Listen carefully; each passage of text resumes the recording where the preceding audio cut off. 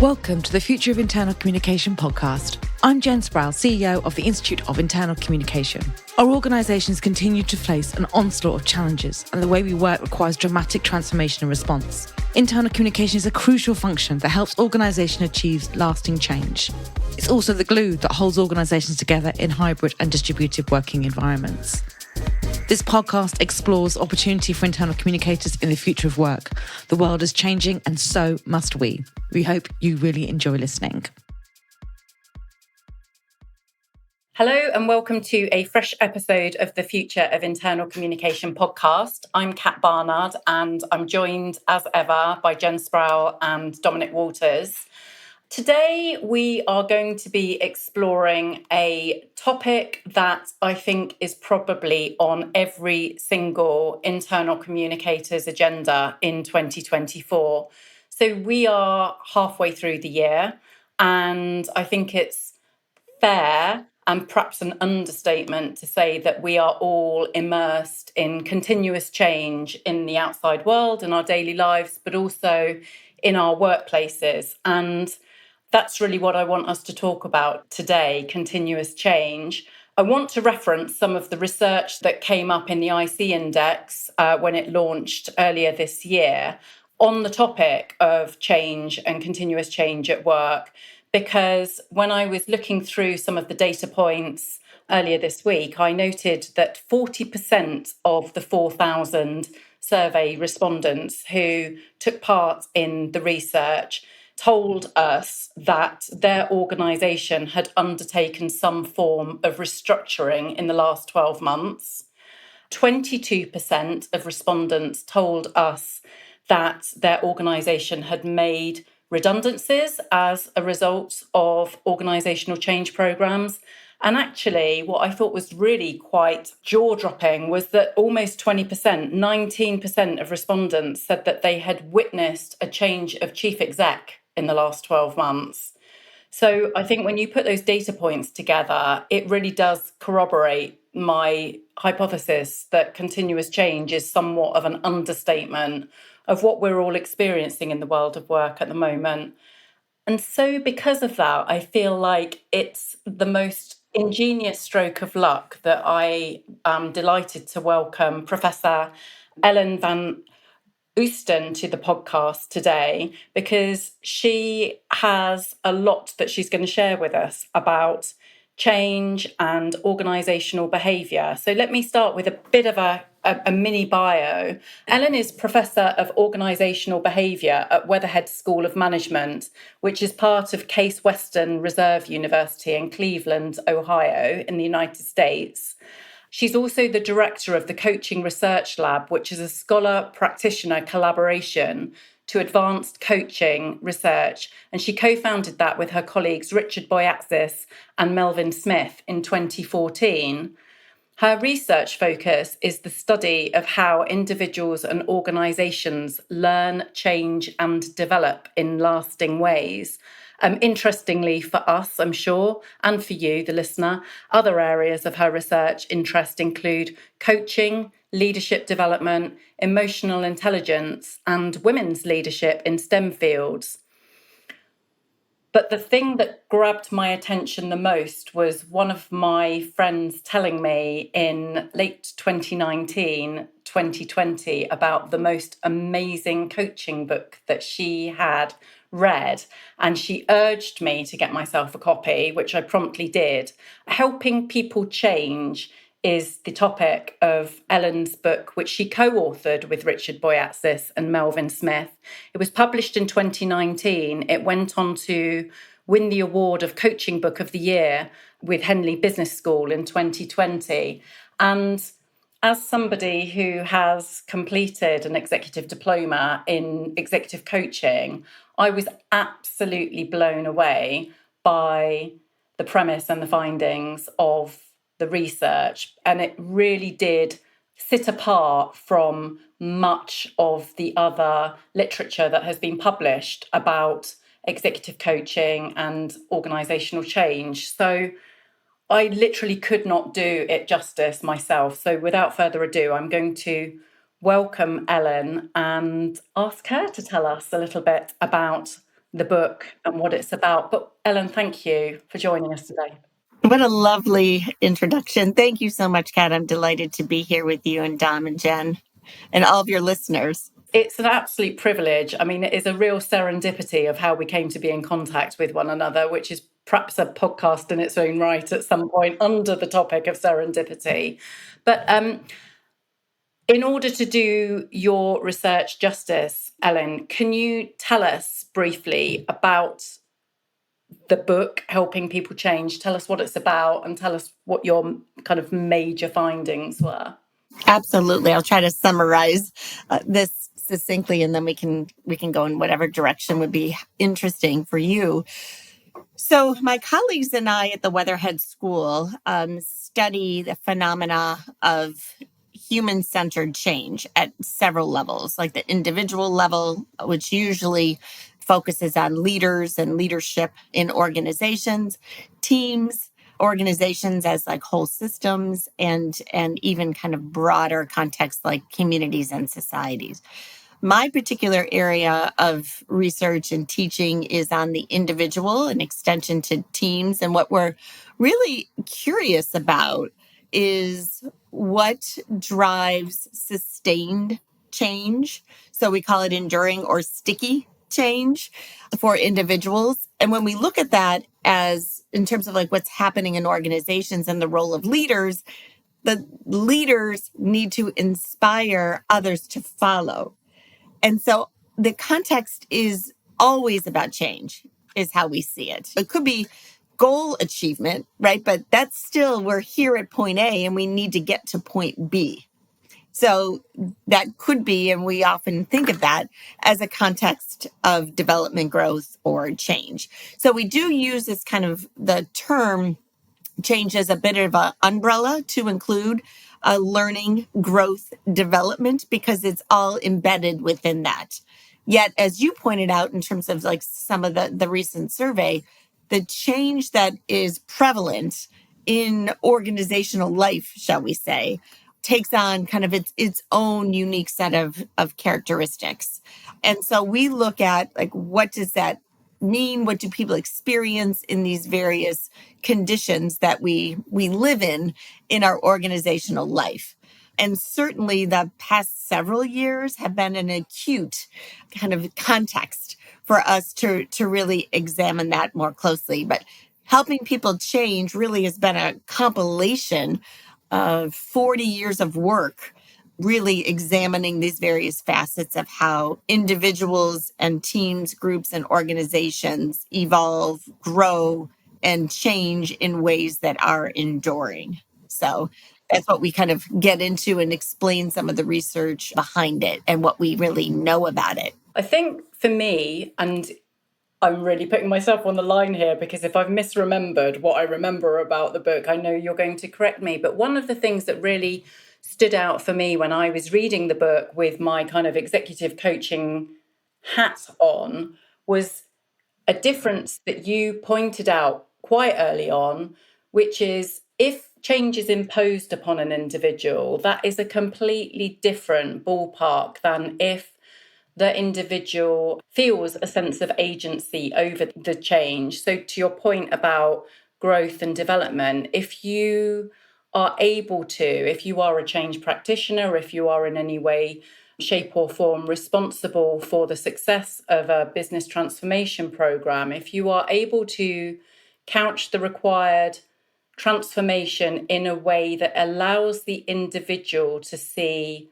perhaps a better version of their future self, that is infinitely more likely to yield results than we need to change because we've got to cost cut or because we've got to consolidate or because we need to deliver shareholder value next year. Something that is abstract and tangential to the motivations and desires of the individual is not going to yield the same kind of results. Did I remember that correctly?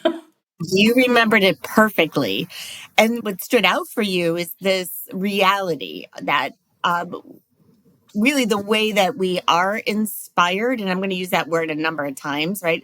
And I can explain that in a moment a little bit further. But to be motivated, right? To want to change has to come from within. But the way that we often go about it in our systems of management in organizational life is the opposite.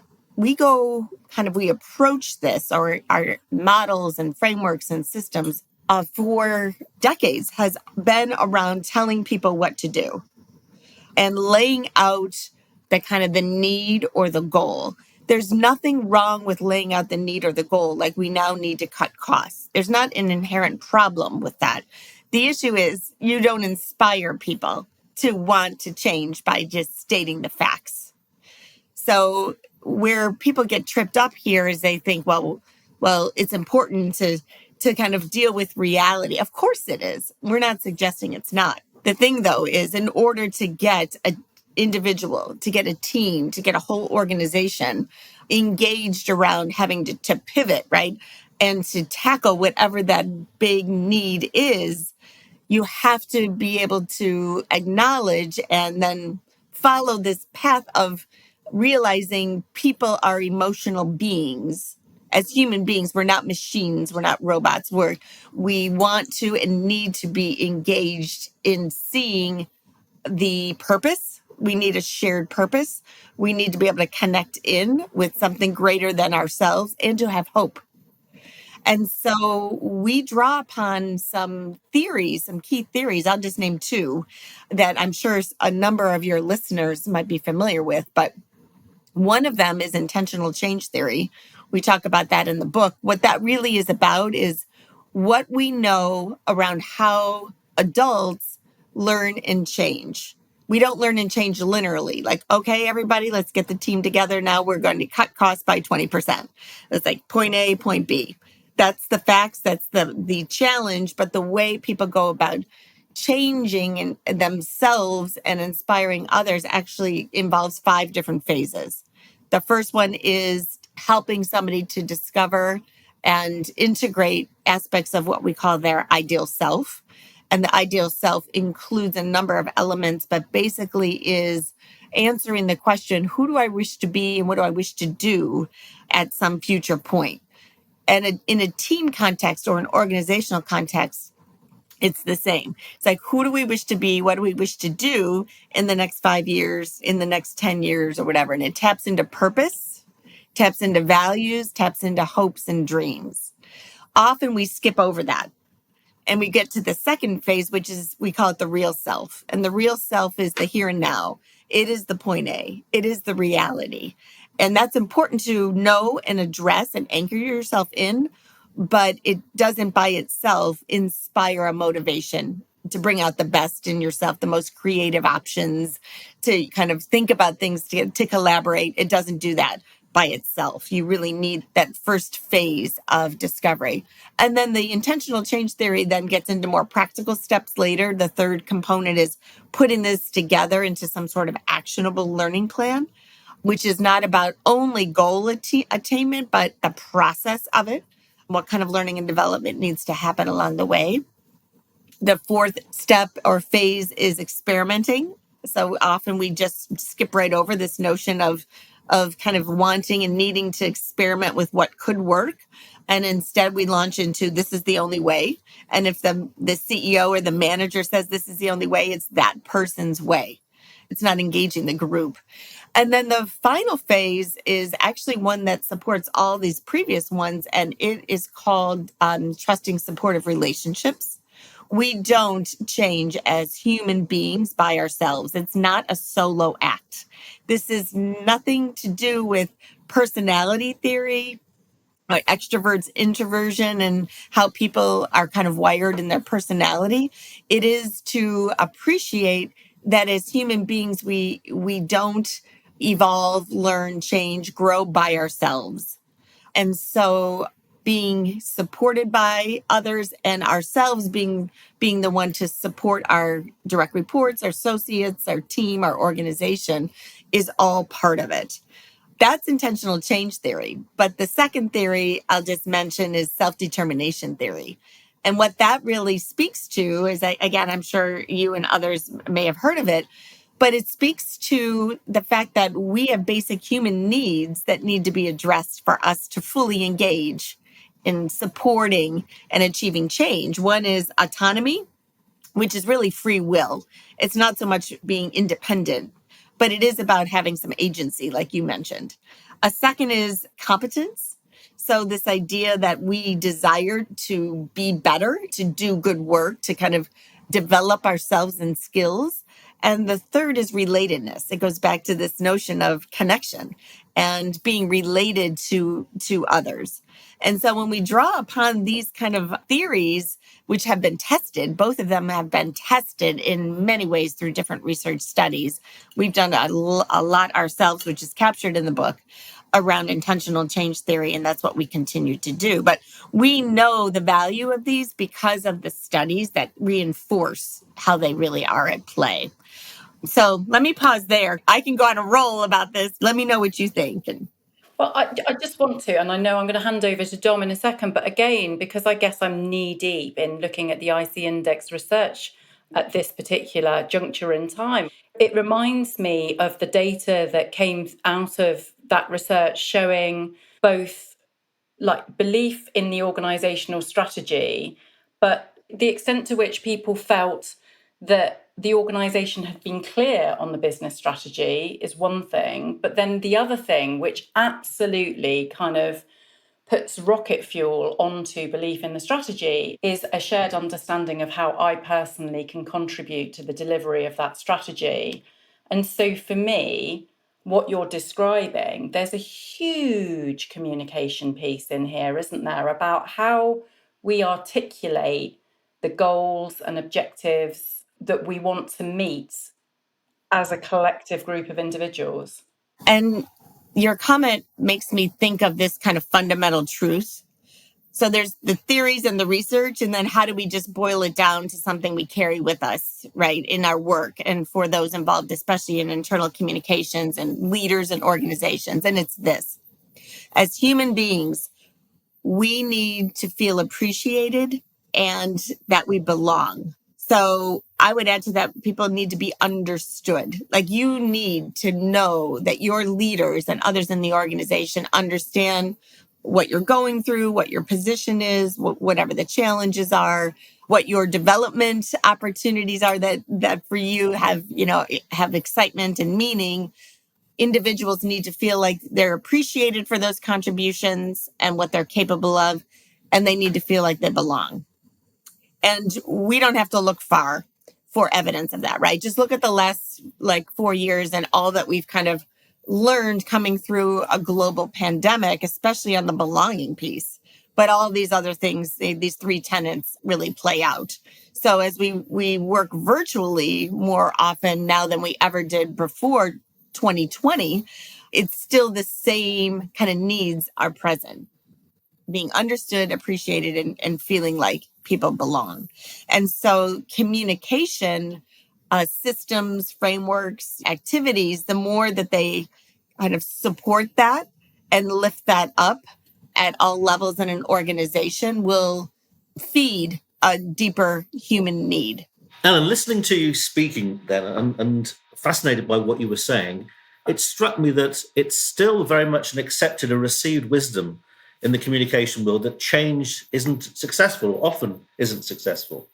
And I'm thinking about the often quoted statistic, I think from McKinsey, that 70% of change fails. And I think it's like the vinyl records of management consultancy statistics. It was in fashion, it went out of fashion, and now it seems to be coming back into fashion. I see people quoting it again on LinkedIn articles and so on. But my first question, then, from your experience, is that right? Is that sort of proportion of change programs actually failing?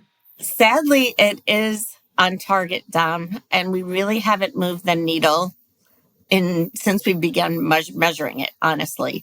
You don't have to look far for confirming data if you looked at any of the engagement figures that Gallup and other organizations report, right? So whether we're looking at organizational change as a macro phenomena, engagement at any levels in organization, the statistics are always kind of hovering around 30% at most of individuals report being engaged.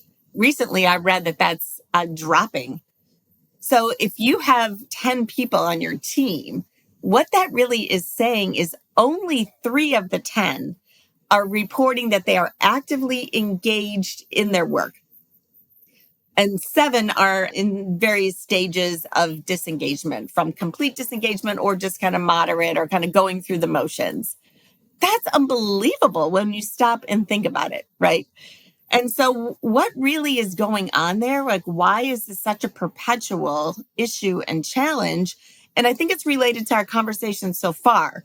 The way that often we go about engaging with one another, now I'll speak from the position of leadership specifically, is that we skip over the human element. We don't try to get to know the individual as a human being. We go right into, here's your job, here's your responsibilities, here's what we need you to do. Because, most people want to do good work, that's not by itself a problem. The issue is you can't sustain someone's engagement, their desire to bring all of their capability to bear on an ongoing basis in that setting. It just isn't possible. It just doesn't tap into the human needs. If you layer on that, and going back to what Kat started off with in the statistics of like what people are experiencing, restructuring, redundancies and layoffs, change at senior leader levels, which impact then everybody else. Those are often experienced as kind of negative emotion. And so by themselves, it's not a problem. It's just that most people don't go into that going, this is fantastic. I'm so glad that now we're restructuring the organization and my best friends are losing their jobs, right? Of course not. What happens from a human perspective is that we grieve that loss. So it's a grieving process. And it could be something that doesn't even affect us directly, but we're grieving the fact that people we worked with over in purchasing or marketing or operations are no longer there. There's something else, though. We start worrying that it could happen to us. So the fundamental trust that's been established all of a sudden comes into question. Well, if it happened here, could it happen to me? Sure. So it's like the contract that leaders create, but then by extension, the organization creates with employees at all levels is under the microscope. And so when you layer these things, when organization, a culture and an approach is all about, we're only going to focus on the goals here. We're all about achieving and we're going to keep ratcheting up the goals. And then, oh, by the way, we're deciding that, we're going to lop off 20% of this team because we're not performing and meeting the goals that we set out. You can't continue to look at it as this kind of emotionless experiment or phenomena. It's just not possible. Instead, what you need to do is acknowledge what people might be thinking and feeling and create an opportunity for them to share that. And so thinking about kind of communication professionals, all of your listeners play such a vital role in encouraging conversations in the organization. Sometimes there's no conversation happening. It's just delivery of messages, right? So conversations between leaders and their associates and teams where we can just allow time and space for people to absorb the news, whatever that news is, but also to allow them a chance to kind of share their thoughts and feelings. And where the skeptics kind of come in here and hear that, they think we don't have time for that. We've got a lot of work to do, right? Or that's not what we do here. We're not here to kind of focus on people's feelings. And that is just misguided. And when individuals take that too literally, it tells you they really don't understand this phenomena of how human beings are essentially wired. And it doesn't take a lot of time, but it does anything that time a person feels that they are kind of appreciated, that they're seen, that they're supported, that goes a long way to helping them garner the energy and to be able to keep going and the resilience to get through the tough times. It's a subject we've talked about a number of times on the podcast about the importance of conversation. And I think you're absolutely right that many leaders look at you askance when you talk about the importance of conversation because it does seem to be a waste of time. They feel as though they're treading water. Although, interestingly enough, when you talk to many leaders about their domestic decision making, very few of them would just go out and buy a car on spec. They want to process it, talk about it, involve other people, think about their needs. They find it harder to apply it to work.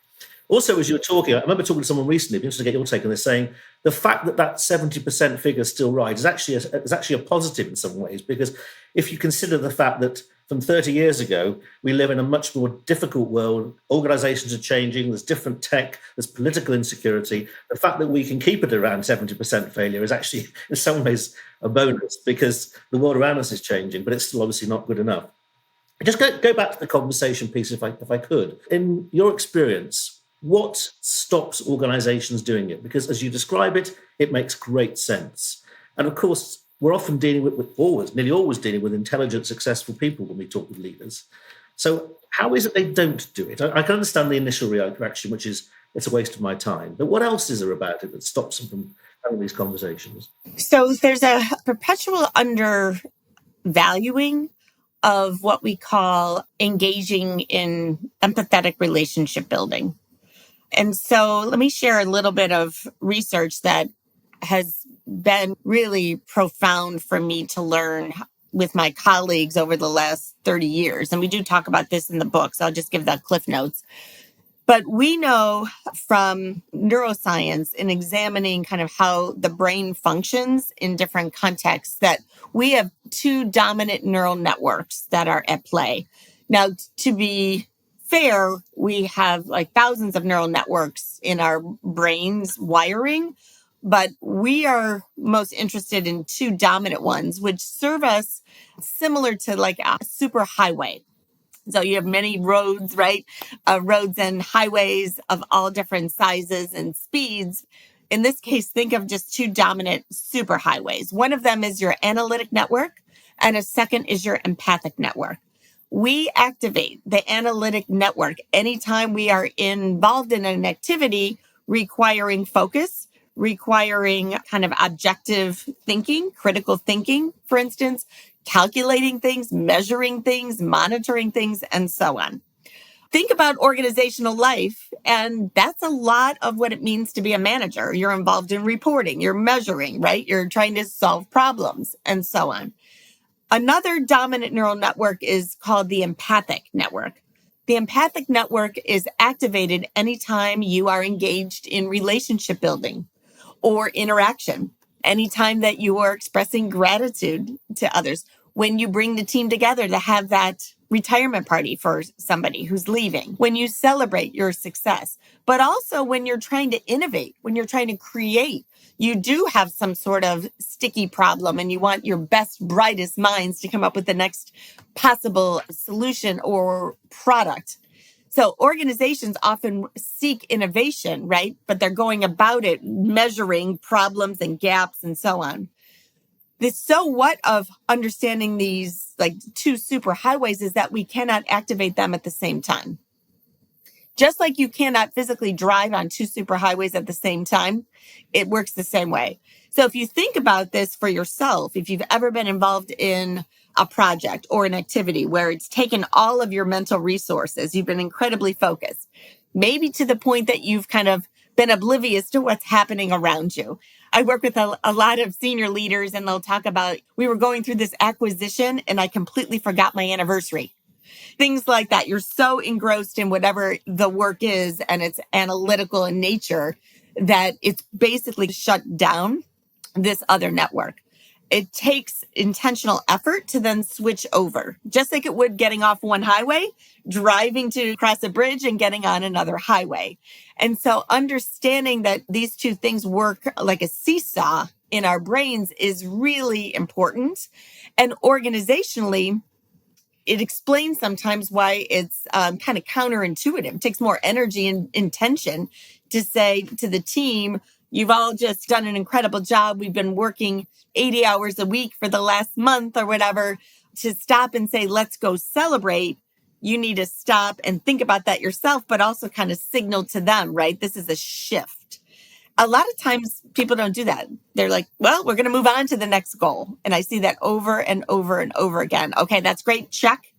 So our approach to the work of organizations as tasks as transactions flies in the face of this kind of like whole other dimension, which embodies more creative thinking, embodies building and nurturing relationships with others, celebrating, and so on. So it's where the stories live, where the numbers and the measurements and the calculations and the formulas live elsewhere. We do our best work. Organizations are most successful when they see both of those and allow time and space. But for the majority of people and organizations, they just dismiss that empathic superhighway I talked about, and they focus only on the goals and the transactions. And that's where the rest of the organization then goes. Because that to me really chimes. It feels to me radical. We're coming out of a cumulative period where we have worshipped at the altar of kind of analytical pathways and deprioritized empathic pathways. And I guess I would conjecture, and that is evidenced by the lack of teaching of empathy in MBA programs, which surely are all about helping next generation leaders develop the skills and the toolkits to manage efficiency and scalability. But there's no teaching of empathy, or at least there has not been traditionally, right? Absolutely. And you're preaching to the choir here, because I'm in an MBA program. That's what I do in my day job. I teach our MBAs and have for the past 12 years, but I stand on the shoulders of giants who have put in place over 30 years ago, Richard Boyatzis being the leader of this, emotional intelligence, learning and development. And so our leadership course is anchored in understanding yourself and understanding others, understanding your own emotions, and being able to work with the emotions of others in the service of building relationships. And we start off on day one with that, and we do a heavy hit. We also provide coaching.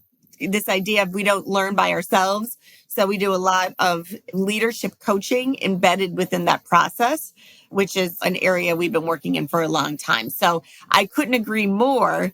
And I will say one thing, and then Dom, I want to take your question too. The communication of what you just said and what we're talking about in terms of empathy being an example, emotional intelligence being kind of an overall frame as soft skills is something that actually isn't helping organizations, isn't helping anybody to really understand the significance of everything that we're discussing. And so I reframe it with our students and with all the work that we do as relational intelligence in pursuit of relational excellence. So while an organization pursues financial excellence, operational excellence, right up there, you need to acknowledge and pursue relational excellence. So just one thing to put out there for your listeners. Dom, over to you. I'll be very brief because I want to pass over to Jen, but it was more of a statement because when you gave us the metaphor of the highways, I suddenly had a moment of clarity about how we can help leaders and how consultants, we can help communicators help leaders. Because going back to your highway, which is about process and facts and figures, and this echoes what Kat said, it's brightly lit, it's well used, it's clearly signposted, it's easier to use it. Whereas the road that's about emotion and empathy is dark, a bit windy, a bit uncertain. And I think our job is to help make that road more usable. So for me, that was really helpful. So I just wanted to share that. And I'll pass over now to Jen. Thanks, Don. Thank you so much. I've just been listening intently now and learning so much and nodding my head vigorously at many things that you've been saying. And I think that coming on to this as well is that what struck me and what I'm thinking about as you're talking as well is, as for our listeners perhaps and internal communicators, the other pieces of this piece about when we're delivering the communication of a change, right? One of the things we know is that internal communicators is not considered as part of the design of change. Communication isn't embedded from the beginning of the design of change. So therefore, it becomes our process and systematic and transactional. And I always say change isn't a Gantt chart. It can't be delivered. It is far more complex than just simply a Gantt charted approach. But that's how it eventually comes. And then you also have an issue. I was listening a lot to what you were saying about empowerment and authority and how that is really important, and how we create, I guess, those environments for that autonomy to thrive, for that empathy to thrive. And in the index research as well, we found that 10% of line managers are not confident to have a conversation about change. So we're trying to get to an endpoint when we've missed so many steps. So say we're in the real right now where we know change is going down, but we as internal communicators, we get called into or sent an email from a senior leader that says, we're going to deliver this kind of change in about 48 hours time. Can you prep some comms? That's generally where we're sort of at it. And what we'll try and do is, and this is why I think it's quite interesting as well, talking a lot what you're saying about when we approach change communication, we think of life as the change curve, which was designed out of the theory of grief.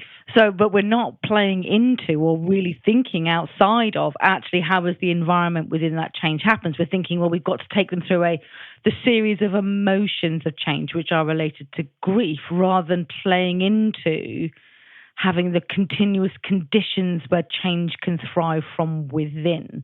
That's just my thinking, but it's like, I think one of my things I'm thinking about as I'm talking is how do we make the business case for emotional intelligence to fact relational intelligence? And if we're trying, and with, I guess, with communication at the heart, when organizations are approaching change or navigating it, where should they prioritize rather than the Gantt chart, if you like? That was a waffle and a ramble from me, but I hope there was something of there that made some sense to you. Oh, everything made sense, made perfect sense. There's no one simple answer to the insights and the experiences that you just summarized. So, but I like to go back to kind of, again, some fundamental truths here that maybe could provide some perspective, especially for your listeners involved in having to prepare the comms, right?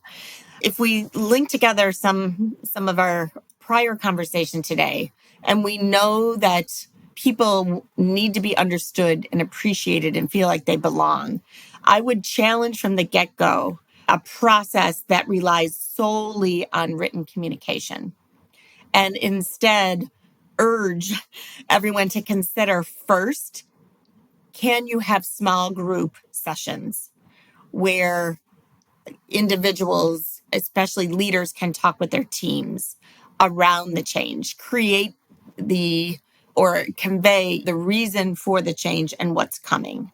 Most people, again, remember, most people want to do good work. Most people have a lot of talents that they want to apply. But when change comes down from on high, so to speak, and they don't understand it, where is it coming from? That's when you get some resistance. So starting off from the beginning, it's like you need to lay out, here's what's happening. This is where communicating the facts is important.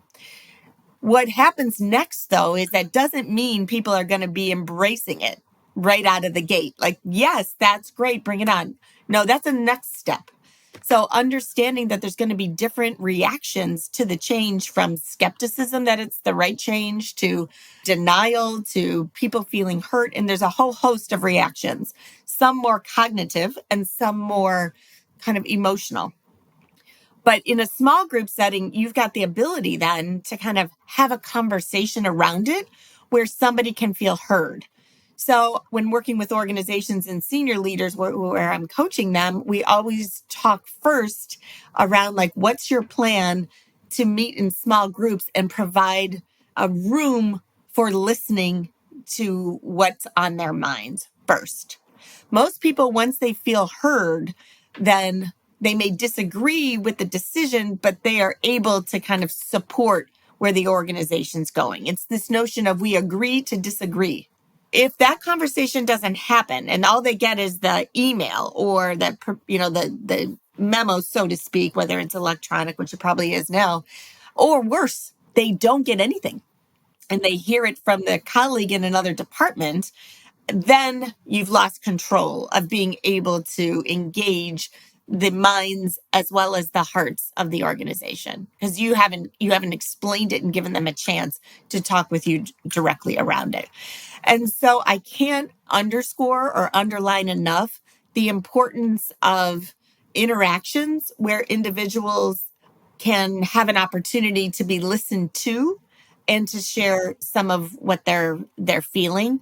So one of the things that we do a lot of work with organizations around in our leadership development programs, and what I do with my MBAs, is develop the skill of listening.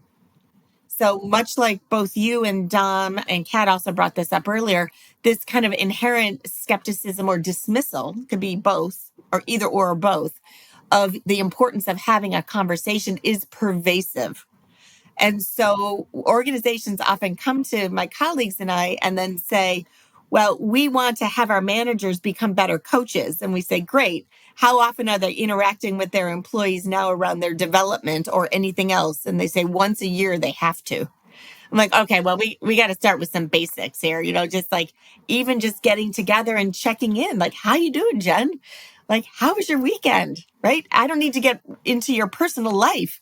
I just want to just demonstrate that I care about you, and building that is what building a relationship over time includes, such that you now have kind of deposits in this employee leader manager bank account, where when you have to have a tough conversation, you know the person, you know how they operate. It's much different than a more clinical generic kind of approach. And so that is challenging as people are spread out everywhere virtually, and with the organizational workload, people will say, well, we just don't have time. I've got a team of 15 people, and then my managers have managers. You have to make the time. These people are working for you because what you're trying to do is inspire them to, again, bring their creativity, their talents, what they know to the business scenario, to the challenges, to the problems, right? So we somehow lose sight that these things are like inherently connected. So we say, if you do nothing else this week, the most important 30-minute segments, meetings that you have may just be that. You check in with people, find out how they're doing, offer your support, listen to what they're excited about, as well as what they're challenged by. So it really is kind of an ongoing mindset and approach. I absolutely agree. And I think one of the tips when looking at the things that you talked about and the things that we're seeing as well, and we're hearing from our members this point about they're not feeling valued and heard because they want to push that agenda, but no one wants to listen to that agenda because it's just too much time. And as organizations and as leaders, be really mindful of that pervasiveness of where we just don't have time, or we'll just get to it, or we must rush through that checklist. And something I can be guilty of, and you try really hard to just sort of self-check yourself, really. But I think that one of the things that, and Dom, I know we're coming back to you in a second, you might have a thought on this as well, is that how do we help create, I guess, that culture and that mindset within organizations so it's in every facet of every interaction, every point, and every discussion when a change, whether that's a new CEO or a restructure or a new system or that comes to the table, that continuous environment exists. So therefore, it becomes that place where we can work with different, or our managers feel comfortable to have conversations. It strikes me as that's the challenge that we face. And as you said as well, and there's enough statistics out there to show that this is worthy of investment businesses, but why can't we get past this? I'm not looking for an answer. I think that's just a sort of a reflection, really. Well, I think it's an interesting question. I think from our experience, it seems to be that either people don't understand the value of it, which Ellen has said, and often they feel a bit uncomfortable because it's actually quite an unusual thing, or people feel it's an unusual thing to ask questions they don't know the answers to. Because for some leaders, that can make them feel very exposed, I think. I know, Kat, you may have a view on this as well. I wonder if, and it's exactly as Ellen said before, I wonder if we emphasize the soft skills, like the actual labeling soft skills implies that they are less important. I loved hearing what you classify them as. We started an experiment at Working the Future at the start of the year just to try and change the language, and we call them vital skills because we believe that they are life essential. But there's something about it, isn't there? And I say this back a very long time ago. I did my degree in European modern languages. So I've been communicating in French and Italian for most of my life. And I think communication is just a really interesting construct in the world of business because it is assumed that we all have communication skills. I also, in a previous life, worked in staffing and recruitment, and almost to a T, I can attest that somewhere in the long haul blurb of a job description, almost any job description will be listed, must have good communication skills, brackets, written and spoken, close brackets. But it's like an afterthought. It's just a general assumption. Well, if I have a mouth and two ears and they work, I have good communication skills. But it is fundamentally not the case because of this difference between communicating to broadcast and communicating to receive and contextualize and empathize and build relationships. So for me, I have a bit of a bugbear about the way in which communication is generically regarded, not in terms of exec communication or marketing communication, things that serve a kind of tangible dollar sign, pound sign purpose, but this magic of synchrony that goes on between us. I think that's just massively overlooked. I couldn't agree more with what all three of you just said. One of the things I spend a lot of time doing is, while I love the research and understanding it, I like to translate it for everyday managers and leaders because it's often only valuable when they can access it, right? And so a question for me always is, well, how do we make this accessible? How can we help individuals and by extension, like an organization, be able to be more, say, compassionate without necessarily always using those words like we're talking about? I'm not saying we shouldn't, by the way, but how do we kind of capture that? I have a couple of thoughts that I can share and would love your reactions. But one is we start with the basics around communication. So like Kat, you were saying, we have to break this down. And so in the context of leadership and management, which are the essential kind of mechanisms for the change, right? We start off with just demystifying and prioritizing, asking good questions and listening beyond what you hear. We work on these two things. And if I don't have a whole lot of time with a group or a person, I go right to listening. And what I found in doing this for the past, I don't know how many years, is that it's so innately human that we know what it feels like when someone listens to us. And we know absolutely what it feels like when somebody doesn't.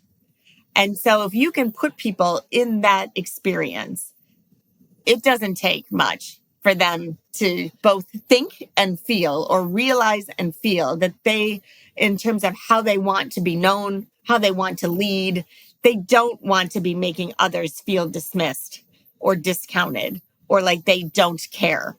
That's not what they really are seeking to do. So we work on listening and what kind of gets in the way of the listening, but also how to do that better, right? So a really simple way I can leave you with your listeners with a way to try this on is just to create really short. One of my coaching clients, a senior executive, called it Coffee with Ron. Was his name was Ron.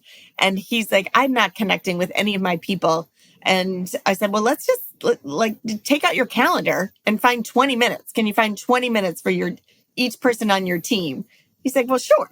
And he said, well, yeah, and I like to have coffee with them. So let's do that. Or perhaps it's tea at 4 p.m. Find something that you could do easily with everybody. And the only agenda is to check in with them, hear how they're doing, find out what they're working on, find out what they're excited about. Those are questions right there, right? Tell me how you're doing. Tell me what's, the best thing that's happening today. What is it that I need to know? How can I support you? Those might be your only questions. Those are questions, right? Your job is to listen. And then that's it. There's no other agenda, right? It takes a while for people to kind of go, there is no other agenda. Because they may not believe you at first. They didn't believe him. Nobody signed up for the 20-minute coffee with Ron because they thought it was a ploy to figure out who might want to go to other parts of the organization with an upcoming layoff. So they didn't believe that it wasn't a redundancy that was coming at first. So he had to really build trust. Like, no, I really just want to hear how you're doing, Dom or John. Like, yeah, you tell me some good news, right? So that's what we mean by demystifying this. You don't have to be like spending hours with people, but you do need to care. So much so that you're willing to carve out even a little bit of time just to put everything else aside and say, how are you? Tell me what's going on. How can I support you? Is there anything else you want me to know? And to do that with enough regularity, maybe it's once a month. I mean, we're talking 20, 30 minutes once a month in this example. If you can't find that kind of time, a person really needs to look at how they're spending their time, right? Because that's very doable. But if the impact of something that simple can be immense in terms of the connection that gets created, the message of, hey, I care about my people and I'm going to do my best to support them in whatever way I'm able. That's just one example of how to demystify it. But remember, the role of leadership is inspiring others to want to follow. And you can't do that instrumentally. You have to demonstrate that you, first of all, care about them as a human being. Ellen, this is fascinating, and I think we've probably got the wherewithal for a second podcast, but we have to come into land. I'm going to pass over to Jen in a moment to actually bring us into land. But I just wanted to pull together what you talked about there in terms of the role of communication. And incidentally, just to echo what you've said, in our findings, when we train senior leaders and we start talking about the importance of listening and questions, 9 times out of 10, they will roll their eyes and saying, this is basic stuff. Why are you wasting my time? Or at least that's the implication. And then 9 times out of 10, when they go into an exercise to practice, they fail because they can't listen because they're moving on to other things, or they find it hard, and they can't ask the right question. So although it sounds sometimes obvious to them, if you make them try, they realize it's harder than they thought. Just pull together what you said about communication. I think I've taken 3 things. Firstly, you've spoken about clarity. So it's good to give them facts. It's good to give them people purpose. It's good to talk about why an organization is implementing a change. We shouldn't hide from that. You talked about connection, I think. So help people understand how what's happening reflects their requirements or what their role is within it, what you need from them and why it's important for them. And the last, I think the biggest, is conversation. Get people to talk it through, give them their take on it, give them a chance to consider it, to ask questions, to think about what their response is. So those are 3 things I've taken. Just before I pass over to Jen, what else do you think is the important role that communication can play when people are facing change at work? Thank you for that excellent summary, Dom. And also, this question for me, I appreciate the chance to share something else that we really haven't talked about yet.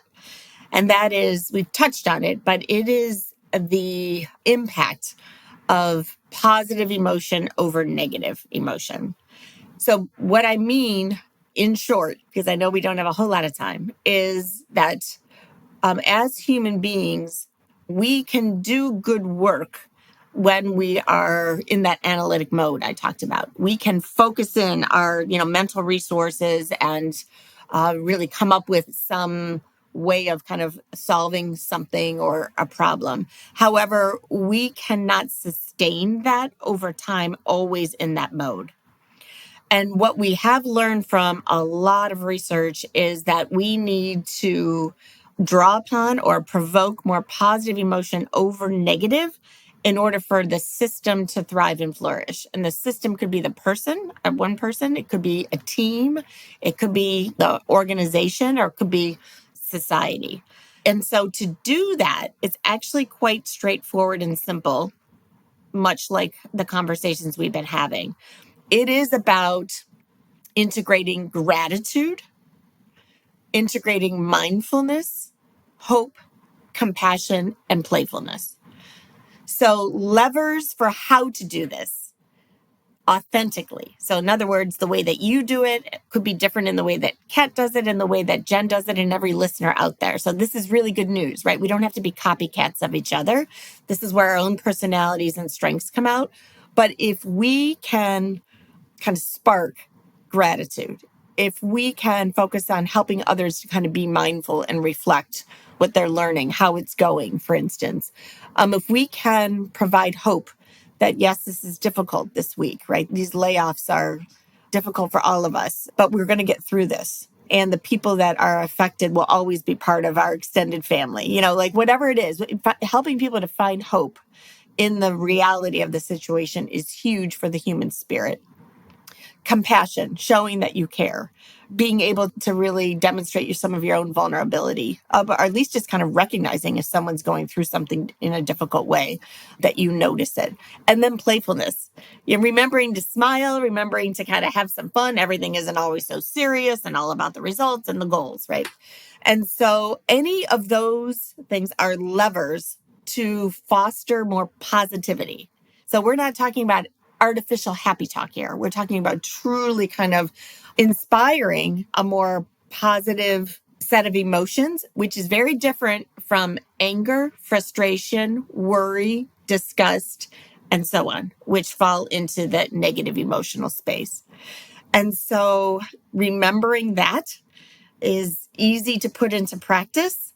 And often people find it to be energizing themselves. Like you don't have to always be only about, getting this work done and working, however many hours a week. Guess what? We could and should have some fun here. We could and should be able to prioritize gratitude. If we only have 20 minutes, let's talk about, be ready to share something you are authentically grateful for and appreciate in the other person or in the team. So that's what I mean in terms of like getting to kind of the crux of it in a way that's easy for everybody to do. Ellen, I love that. And there's so much in that you've just said. I'm like, yeah, I wish I had that more every day. And if that was around us, it does. You need that. And I think in these times that surround us, you need that time to have the playfulness and to have fun. And I think being who you are and bringing your personality to the fore is the core of that, to remember it. And I think that bringing more positivity in a world where sometimes that doesn't feel that could do so much good for everybody, perhaps more than we realise, with where we are as in general societies and in life right now, isn't it? I love that. And I think that there's probably many of our listeners and internal communicators who are sort of going, it's been a fascinating podcast. I've thoroughly enjoyed this, Ellen. You said so many wonderful things. And I think I tried to stop nodding my head because I was going to go so much vigorously in everything that you're saying because there's so much good stuff. But that you've talked about, and I've really, really enjoyed it. And I think that as our listeners and the people who are doing internal communication every day, who are sitting there going, where does my future sit? What does my role look like? How do I take what you said? How do I help create an environment where there is positivity? How do I help my leaders understand the importance of listening or compassion and understanding? How do I help instill a mindset change that management is more than the delivery of a set of tasks? And how do I help people understand how they move between the analytical and the emotional and what that looks like and the reality, so that continuous change in the world we live in can flourish, or can at least can be done to the best it can be when sometimes change is just really, really difficult. And as many of our listeners are doing that, going, yeah, I want to be part of that, and my role is changing from broadcast, and this is what the future is. I guess my closing question to you, which is maybe a hard thing after all the wonderful things that you've talked about, is what one thing can internal communicators take from today's conversation, do you think? That is a challenge. I am very appreciative of the complexity of the role of internal communicators, especially in the context that we've talked about. I would offer this to try to summarize so much of our conversation into something that folks can maybe take with them. I'll leave you with these 3 principles for how to inspire change. So let's think about it in that way, in the written word, or in many ways, right, that your listeners would do that. One is to remember positive emotion is needed to thrive and flourish. It's not an either or. It's not only positivity. We're talking about a ratio of generally more positive emotion over negative, like sparking gratitude, mindfulness, hope. So messages of hope, messages of gratitude, right, are key. A second principle is remember that it's about dreams, not just goals. So if all the communication is only about the goal, the instrumental goal, that will not inspire people or help them to be resilient in the face of change. We need to tap into kind of inner desires. We call them dreams, right? What's a dream? A dream is really our ability to imagine a future. So that's what that is. And so you need to be able to tap into that so people understand a shared purpose and a picture of the future. And the third thing would be to remember to build what we call resonant relationships, which is about that connectivity. It's about being in sync and in tune with others. And so I think, Dom, your 3 C's would come here, right? Clarity, but also connection and compassion would fall there. And that's where listening and being able to have those listening sessions would fall as well. So those would be my 3 things to leave with folks. Ellen, that's a wonderful 3 things, and many from that our listeners and the professional community can take away into their work. So thank you so much for sparing so much of your time with us today, Ellen. It's been a wonderful episode, and so much I'm sure that we'll share. So Kat, I don't know, as the introducer, do you want to close us out? I do, because I just feel like, I know we had a couple of false starts. It's taken a tiny bit longer than Ellen and I would have preferred to bring her here today to talk to us, but oh my goodness me, worth its weight in gold. And as I've listened to everything that she shared, I just think this is the future of the profession. The connective work, the relational work, the resonant work. That's it in a nutshell. Yes, there will always be a requirement to produce broadcast written content, but there's this whole other side of internal communication now, not least as we walk into ever more AI enabled futures. How do we remain connected, tethered, aligned around goodwill, around motivation, and so on? So Ellen, I absolutely, without stealing too much more of your time, I mirror what Dom said when he said, we need to have you back at some point for another conversation. We would love that if that were to happen. But this has been amazing. And thank you so, so much. Oh, thank you. And thanks to all of you for putting this podcast together, and to all of your listeners. That was the fastest hour and a half, or almost hour and a half I've had. I can't even believe it. So I'd love to continue it at any point, and hopefully we'll see each other again soon and often. We'll leave it there. Thank you so much, Ellen.